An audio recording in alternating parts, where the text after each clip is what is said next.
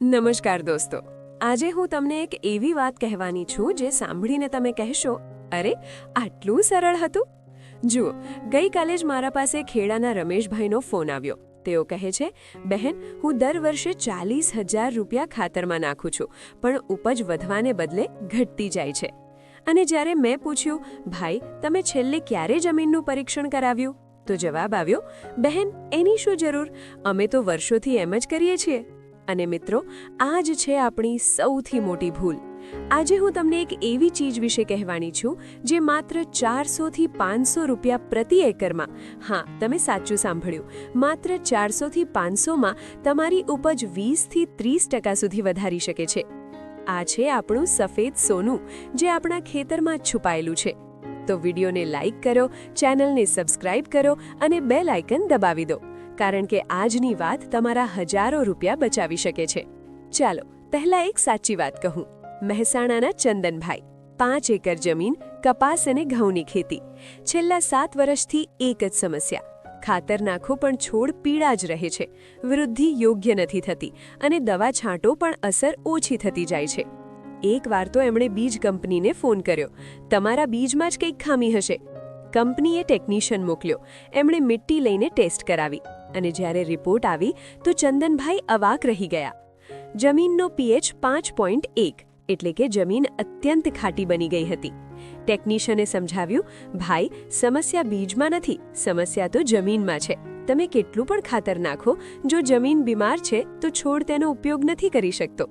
અને મિત્રો, આ માત્ર ચંદનભાઈની વાત નથી, આ તો ગુજરાત, મહારાષ્ટ્ર, મધ્યપ્રદેશ, બધે હજારો ખેડૂતોની સચ્ચાઈ છે. સમસ્યા શું છે? છેલ્લા 30-40 વર્ષમાં આપણે શું કર્યું? યુરિયા, યુરિયા અને યુરિયા, ડીએપી અને ડીએપી. આ રાસાયણિક ખાતરોએ આપણી જમીનને ધીરે ધીરે એસિડિક બનાવી દીધી છે. જેમ કોઈ માણસ રોજ ખાટું ખાય અને તેનું હાજમું બગડી જાય, બરાબર એવી જ સ્થિતિ આપણી જમીનની થઈ છે. હવે થોડું સાયન્સ સમજીએ, પણ ગભરાશો નહીં, હું તેને એકદમ સરળ બનાવીશ. તાળું ચાવીનો સિદ્ધાંત. સમજો કે તમારી જમીન એક બેંક છે. આ બેંકમાં છે તમારી મૂડી, એટલે કે પોષક તત્વો, નાઇટ્રોજન, ફોસ્ફરસ, પોટાશ, કેલ્શિયમ, બધું. જ્યારે જમીન સ્વસ્થ હોય છે, એટલે કે પીએચ 6.5 થી 7.5 વચ્ચે, ત્યારે બેંકની તિજોરી ખુલ્લી રહે છે. છોડની મૂળો સહેલાઈથી પોષણ ઉપાડી શકે છે અને તમારું ખાતર સંપૂર્ણ કામ કરે છે. પણ જ્યારે જમીન એસિડિક બને છે, એટલે કે પીએચ 5.5 કે તેથી ઓછું, ત્યારે બેંકની તિજોરી પર મજબૂત તાળો લાગી જાય છે. છોડ પોષણ લઈ શકતો નથી અને તમારું ખાતર જમીનમાં અટવાઈ જાય છે. આ કેવી રીતે થાય છે? જ્યારે જમીન એસિડિક બને છે, ત્યારે જમીનમાં રહેલું એલ્યુમિનિયમ અને આયન સક્રિય થઈ જાય છે. આ તત્વો તમારા ખાતરમાંના ફોસ્ફરસને પકડી લે છે. ફોસ્ફરસ જમીનમાં ફિક્સ થઈ જાય છે, જેને વૈજ્ઞાનિક ભાષામાં કહે ફોસ્ફરસ ફિક્સેશન.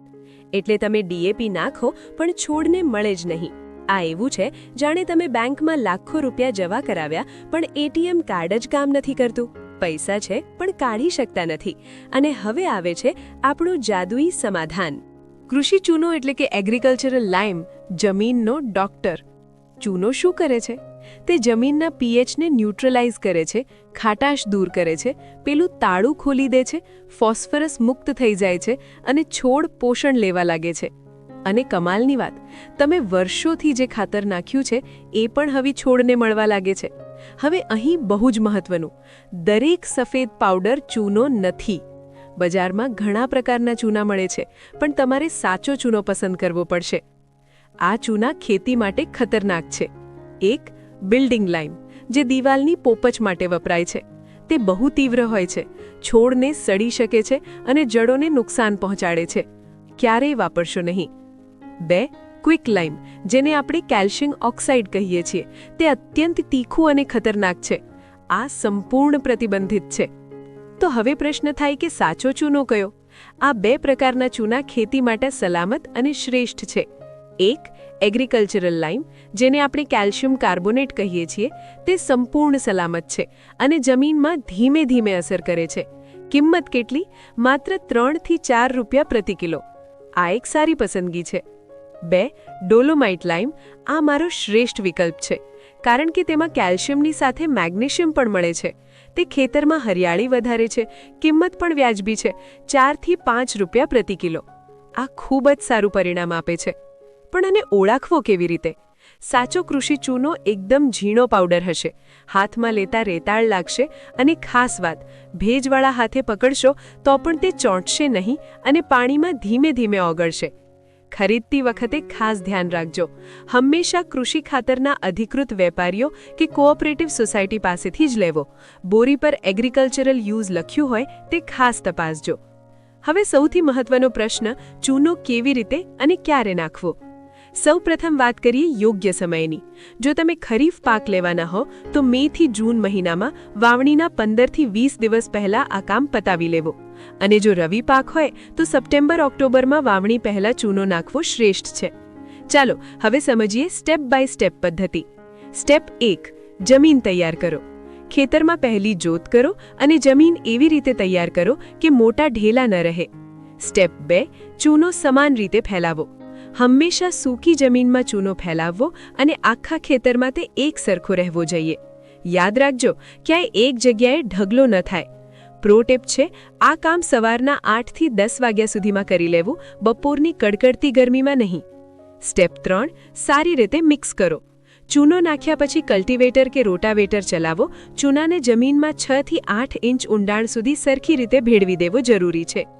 સ્ટેપ 4, ભેજ આપો. ચૂનો ભેળવ્યા પછી હલકી સિંચાઈ કરો અથવા વરસાદની રાહ જુઓ. યાદ રાખજો, ભેજ વગર ચૂનો ક્યારેય કામ નહીં કરે. અને છેલ્લું સ્ટેપ 5, 15 થી 20 દિવસ રાહ જુઓ. ત્યારબાદ જ તમારું સામાન્ય ખાતર નાખીને વાવણીની શરૂઆત કરો. હવે સાંભળો સૌથી મહત્વની ચેતવણી. મિત્રો, એક ભૂલ ક્યારેય ન કરતા. ચૂનો અને કેમિકલ ખાતર ક્યારેય સાથે ન નાખવા. જો તમે ભૂલથી પણ આ બંને સાથે નાખ્યા તો શું થશે ખબર છે? તમારા ખાતરનું નાઇટ્રોજન વાયુ બનીને હવામાં ઉડી જશે. ત્યાં અમોનિયા ગેસ પેદા થશે અને ખાતરની બધી શક્તિ વેડફાઈ જશે. ટૂંકમાં કહું તો તમારા હજારો રૂપિયા ધૂળમાં મળી જશે. એટલે સાચો રસ્તો યાદ રાખજો, પહેલા ચૂનો નાખો, 15 થી 20 દિવસ રાહ જુઓ અને પછી જ યુરિયા કે ડીએપી નાખો. હવે વાત કરીએ માત્રાની, કે કેટલો ચૂનો નાખવો. આ બધું તમારી જમીનના પીએચ રિપોર્ટ પર આધાર રાખે છે. જો પીએચ 5 થી ઓછો હોય તો એકર દીઠ 4 થી 5 ક્વિન્ટલ ચૂનો નાખવો તાત્કાલિક જરૂરી છે. જો પીએચ 5 થી 6 ની વચ્ચે હોય તો 2 થી 4 ક્વિન્ટલ ચૂનો પૂરતો છે. અને જો પીએચ 6 થી 6.5 હોય તો માત્ર 1 થી 2 ક્વિન્ટલની જ જરૂર પડશે. પણ યાદ રાખજો, જો તમારી જમીનનો પીએચ 6.5 થી 7.5 ની વચ્ચે હોય તો તમારી જમીન એકદમ સ્વસ્થ છે. તમારે ચૂનો નાખવાની કોઈ જરૂર નથી. હવે તમે પૂછશો કે બેન, આ પીએચ ટેસ્ટ કરાવવો કેવી રીતે? તેના માટે તમારી પાસે 3 રસ્તા છે. પહેલો વિકલ્પ છે સરકારી કેન્દ્ર. તમારા નજીકના કૃષિ વિજ્ઞાન કેન્દ્ર કે કૃષિ કોલેજની લેબમાં જઈને માત્ર 50 થી 100 રૂપિયામાં તમે રિપોર્ટ કઢાવી શકો છો. બીજો વિકલ્પ છે, તમે પોતે પીએચ મીટર ખરીદી શકો છો. બજારમાં 400 થી 1500 રૂપિયામાં સારા મીટર મળે છે, જે તમને લાંબા ગાળે ખૂબ કામ લાગશે. અને જો તમે અત્યારે ટેસ્ટ નથી કરાવી શકતા તો ત્રીજો રસ્તો એ છે કે તમે સલામત રીતે એકર દીઠ 2 ક્વિન્ટલથી શરૂઆત કરી શકો છો. આનાથી કોઈ નુકસાન નહીં થાય, પણ પરિણામ તમને ચોક્કસ દેખાશે. ચાલો હવે જરા ખર્ચનો હિસાબ પણ સમજી લઈએ.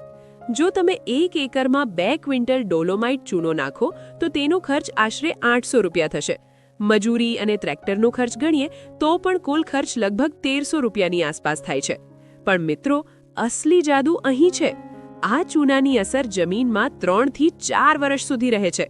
એટલે કે તમારો વાર્ષિક ખર્ચ તો માત્ર 300 થી 400 રૂપિયા જ થયો.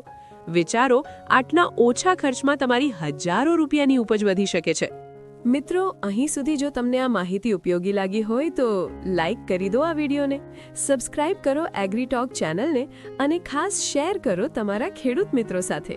અને હા, કોમેન્ટમાં ચોક્કસ લખજો તમારા વિસ્તારમાં જમીનની સૌથી મોટી સમસ્યા શું છે. હું દરેક કોમેન્ટનો જવાબ આપવાની પૂરી કોશિશ કરીશ. હવે આવો સમજીએ ચૂનાના 10 અદ્ભુત ફાયદા. પહેલો ફાયદો, ઉપજમાં 20 થી 30% વધારો. જૂનાગઢના રજનીકાંતભાઈએ જ્યારે મગફળીમાં પ્રયોગ કર્યો ત્યારે તેમની ઉપજ 18 ક્વિન્ટલથી વધીને સીધી 24 ક્વિન્ટલ થઈ ગઈ, અને તે પણ વધારાના ખાતર વગર. બીજો ફાયદો, ખાતરમાં સીધી બચત. સુરતના પ્રવીણભાઈએ કપાસમાં જ્યાં 8 બોરી ડીએપી વાપરતા હતા ત્યાં હવે માત્ર 6 બોરીથી કામ ચાલે છે, એટલે કે એકર દીઠ સીધા 4000 રૂપિયાની બચત. ત્રીજો અને ચોથો ફાયદો, છોડની વૃદ્ધિ અને રોગ પ્રતિકારક શક્તિ. ચૂનાથી હરિયાળી વધે છે અને તે કુદરતી ફંગનાશક તરીકે કામ કરી જડ સડવાના રોગો ઘટાડે છે. પાંચમો ફાયદો, દીમક અને જંતુઓથી છુટકારો. ચૂનાની હાજરીમાં ઉધઈ અને હાનિકારક જીવો ટકી શકતા નથી. છઠ્ઠો અને સાતમો ફાયદો, મજબૂત પાક અને જમીનનું બંધારણ. કેલ્શિયમથી પાક ગળતો નથી અને ભારે જમીન પોચી બને છે, જેથી મૂળોનો ફેલાવો સારો થાય છે. આઠમો અને નવમો ફાયદો, અળસિયા પાછા આવે છે અને માઇક્રોન્યુટ્રિયન્ટ્સ મળે છે. ચૂનો નાખવાથી ખેડૂતના મિત્ર ગણાતા અળસિયા વધે છે અને છોડને ઝિંક તથા આયર્ન સહેલાઈથી મળે છે. અને 10મો સૌથી મોટો ફાયદો, લાંબા ગાળાનો લાભ. એકવાર નાખો અને 3 થી 4 વર્ષ સુધી તમારી જમીનને ફળદ્રુપ રાખો. આ જ છે ટકાઉ ખેતીનો સાચો આધાર. હવે સમજીએ કે કયા પાકમાં કેટલો ચૂનો નાખવો, કારણ કે દરેક પાકની જરૂરિયાત અલગ અલગ હોય છે. અનાજ પાકો. જો તમે ઘઉં, જુવાર, બાજરી કે ચોખાની ખેતી કરતા હો તો એકર દીઠ 2 થી 3 ક્વિન્ટલ ચૂનો પૂરતો છે. તેલીબિયા પાકો. મગફળી, રાયડો કે સૂરજમુખી માટે 2.5 થી 3 ક્વિન્ટલની માત્રા રાખવી જોઈએ. આનાથી તેલની ટકાવારીમાં પણ સુધારો થાય છે. કપાસ. કપાસના પાક માટે ચૂનો વરદાન સમાન છે. તેમાં 3 થી 4 ક્વિન્ટલ પ્રતિ એકર નાખવાની સલાહ છે. શાકભાજી. ટામેટા, રીંગણ અને મરચાં જેવા પાકોમાં 2 થી 3 ક્વિન્ટલ પ્રતિ એકર નાખવાથી ફળની ગુણવત્તા વધે છે. બાગાયતી પાકો. જો તમારી પાસે લીંબુ, આંબા કે ચીકુની વાડી છે તો આખા ખેતરમાં નાખવાને બદલે વૃક્ષ દીઠ 5 થી 10 કિલો ચૂનો વર્ષમાં એકવાર આપવો જોઈએ. શેરડી. શેરડીમાં 4 થી 5 ક્વિન્ટલ પ્રતિ એકર ચૂનો નાખવાથી ખાંડનું પ્રમાણ અને વજન બંનેમાં વધારો થાય છે. હવે સાંભળો એક એવી પ્રેરણાદાયક વાર્તા જે સાબિત કરે છે કે સમજદારીપૂર્વકની ખેતી શું કરી શકે છે. વાત છે ખેડાના મહેશભાઈ પટેલની. તેમની પાસે 3 એકર જમીન છે અને તેઓ ઘઉંની ખેતી કરે છે. જરા આ આંકડાઓ પર ધ્યાન આપજો. વર્ષ 2022-23માં જ્યારે તેમણે ચૂનો નહોતો નાખ્યો ત્યારે તેમનો ખાતરનો ખર્ચ 24,000 રૂપિયા હતો અને ઉપજ માત્ર 18 ક્વિન્ટલ મળી હતી. બધું કાપતા તેમનો નફો માંડ 50,000 થયો હતો. પણ પછી આવ્યું 2023-24નું વર્ષ. તેમણે માત્ર 3,000 રૂપિયાનો ચૂનો નાખ્યો. પરિણામ, ખાતરનો ખર્ચ 24,000થી ઘટીને 18,000 થઈ ગયો અને ઉપજ 18 ક્વિન્ટલથી વધીને સીધી 24 ક્વિન્ટલ પ્રતિ એકર.